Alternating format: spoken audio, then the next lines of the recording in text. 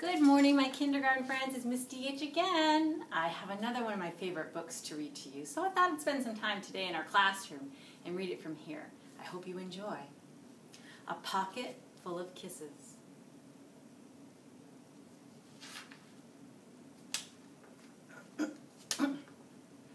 Chester Raccoon sat in the hollow of a tree stump and pouted. "Please, can we give him back?" he asked his mother. "I'll be really, really good if we can give him back."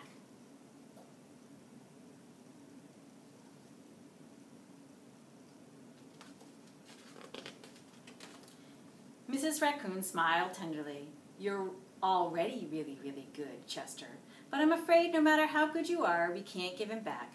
Besides, I thought you liked having a little brother." "I did like it at first," admitted Chester, "but now he plays with my toys and swings on my swings and reads my books. Then he pulls my tail and talks with my friends and follows me everywhere I go."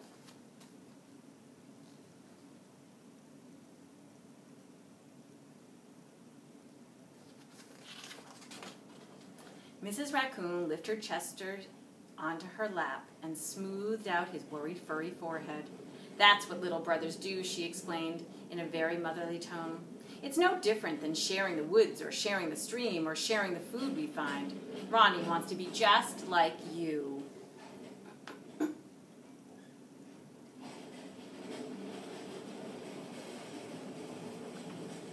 Mrs. Raccoon placed Chester on the ground and smiled at him with the soft, loving eyes he knew so well. "I think someone needs a kissing hand," she said, in a voice that was warm and inviting. She took Chester's hand in her own and spread open his tiny fingers into a fan. Leaning over, she kissed him right in the middle of his palm. Chester felt the warmth of that kiss rush from his hand, up his arm, and into his heart. And when he pressed his hand to his cheek, he could hear his mother's words in his head. "Mommy loves you," they said. "Mommy loves you."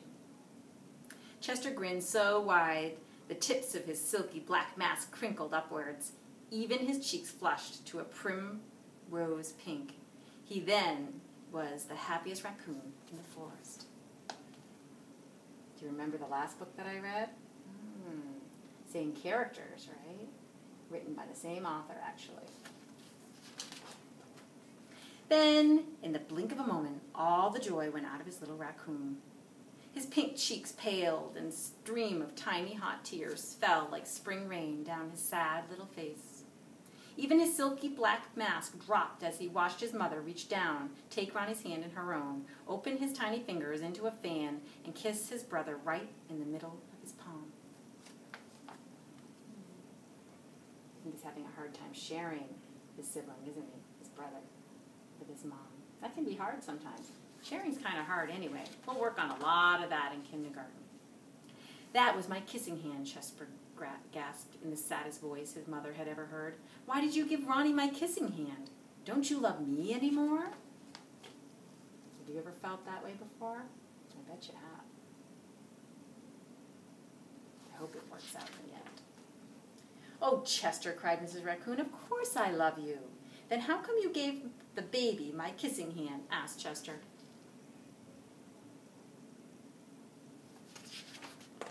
Mrs. Raccoon gathered Chester up in her arms and gave him a great big comforting hug.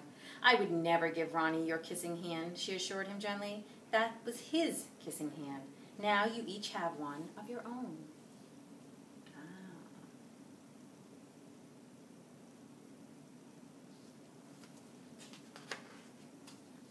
Chester wiped away his tears and settled in his mother's lap. "If you give both of us kissing hands, won't you run out?" Mrs. Raccoon laughed. "Would you like to hear a story?" she asked Chester. "About kisses?" "About stars," said Mrs. Raccoon.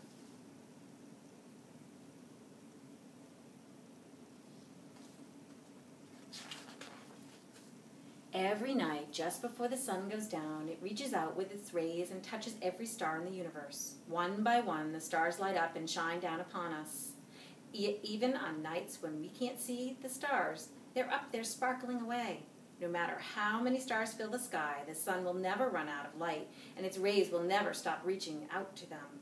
That was the way it is with kissing hands. When somebody loves you, their kisses are like the sun's rays, always there and always shining. No matter how many kissing hands I give you and Ronnie, I will never, ever run out.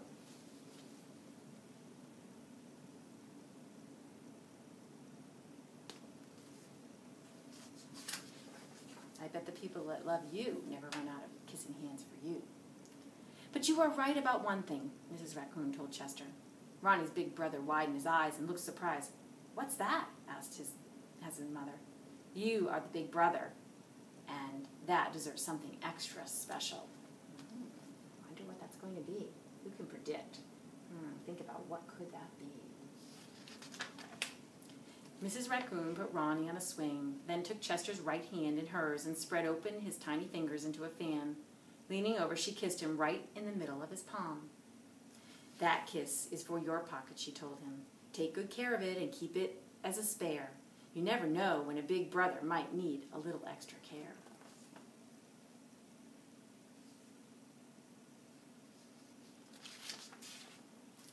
Chester hugged his mother and romped away. I love you too, he seemed to say.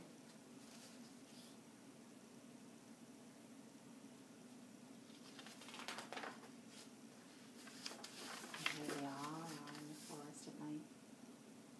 I wonder if you know why the story always takes place at night instead of during the day. What do you know about raccoons?